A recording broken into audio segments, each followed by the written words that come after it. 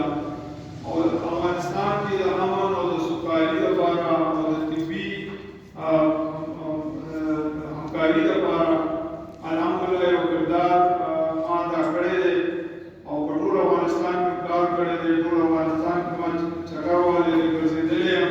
ماینس مطلب هغه چې کوم بچیان ته ټول په لارو کې تلویزیون ماینس په کارو ولته او د توپو ډزې کوي او بار نه الوتکو چې دی باندې ډزې کولې موږ یې ملیس باندې ویل افغانستان د خلکو په خدمت کې او د طبي مرستیات په توګه باندې تېر کړی دی. د دې وجې نه افغانستان سره زما یو مینه ده او تعلق دی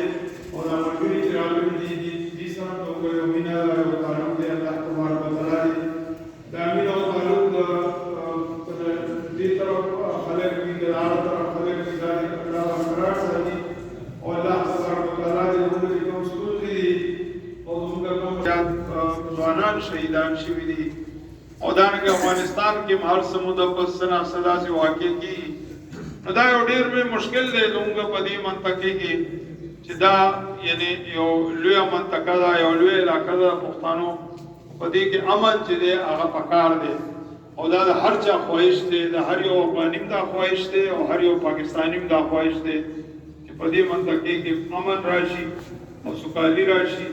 او زموږ بچیان چې دی هغه سبقونه وایي او د هغې مستقبل چې دی روښانه شي. ان شاء الله زه کابل پوهنتون ته هم تللی یم، د دې یونیورسټي ما کتلې ده او ډېر لوی کالج دی. تاسو چې لاړ شئ هلته کله کابل ته خدای بوتلی کا